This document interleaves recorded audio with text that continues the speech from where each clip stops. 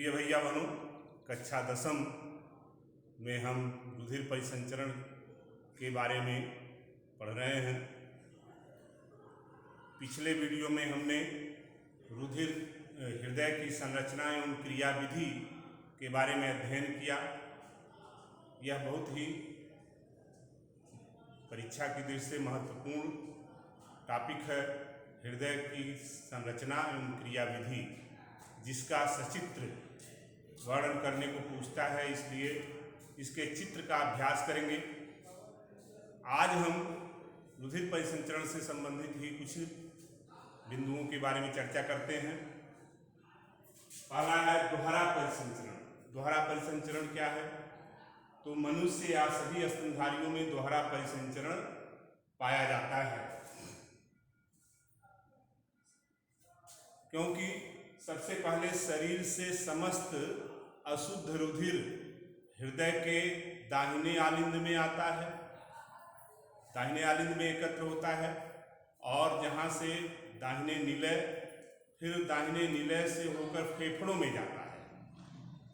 फेफड़ों में यह अशुद्ध रुधिर शुद्ध होता है, यानी ऑक्सीजनेटेड होता है, ऑक्सीकृत होता है। फिर शुद्ध होकर के यही रुधिर हृदय के बाएं आलिंद में जाता है और बाएं आलिंद से बाएं निलय में पहुंचता है हृदय की पंप विधि द्वारा। फिर हृदय पंप करता है तो यह शुद्ध रुधिर धमनियों से होकर शरीर के सभी भागों में प्रवाहित होता है। इस प्रकार एक ही रुधिर हृदय से 2 बार गुजरता है, तब शरीर के विभिन्न भागों में जाता है, जिसे दोहरा परिसंचरण कहते हैं। और इस परिसंचरण में शुद्ध और अशुद्ध रुधिर अलग अलग होते हैं, एक दूसरे से मिश्रित नहीं होते हैं, जिसे दोहरा परिसंचरण कहते हैं। आज हम एक और बिंदु रक्तचाप, रुधिर या रुधिर दाब या ब्लड प्रेशर के बारे में चर्चा करते हैं। ये क्या है?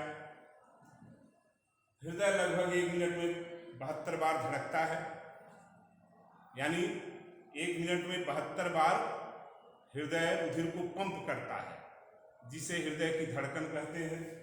और जब हृदय रुधिर को पंप करता है तो यह रुधिर धमनियों में तेजी से प्रवाहित होता है। धमनियों में बहता हुआ रक्त धमनियों की दीवारों पर कुछ दाब आरोपित करता है। इसी दाब को रक्तदाब या रक्तचाप या ब्लड प्रेशर कहते हैं। यह रक्तचाप 2 प्रकार का होता है। पहला है प्रकुंचन दाब, सिस्टोलिक प्रेशर जिसको कहते हैं।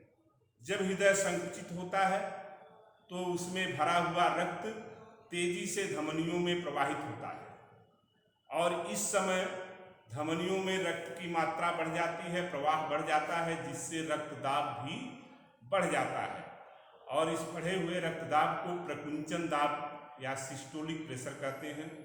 यह दाब सामान्य व्यक्ति में 120 मिलीमीटर Hg माने पारे के दाब के बराबर होता है।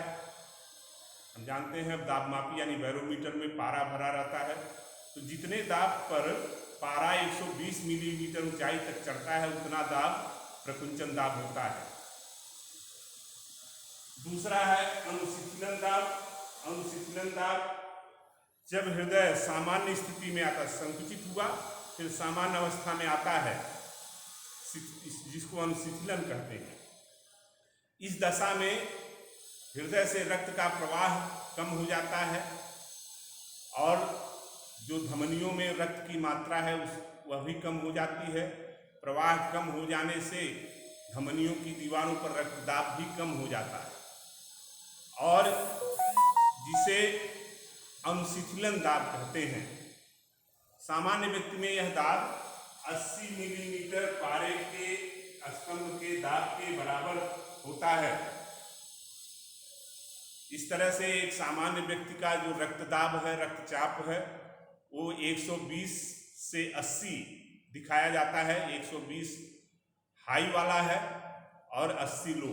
अगर इससे 120 और 80 से ऊपर जाता है रक्तचाप, इसको हाई ब्लड प्रेशर कहते हैं। और अगर इससे नीचे आ जाता है तो इसको लो ब्लड प्रेशर कहते हैं। इस तरह से रक्त परिसंचरण तंत्र यहीं समाप्त होता है। आगे हम लसिका परिसंचरण तंत्र के बारे में चर्चा करेंगे। इसमें जो हृदय की संरचना और क्रियाविधि है उसके चित्र का अच्छी तरह से अभ्यास करेंगे, चित्र बनाएंगे, इसको व्यवस्थित कॉपी पर लिख करके चित्र बना करके अभ्यास करेंगे। धन्यवाद।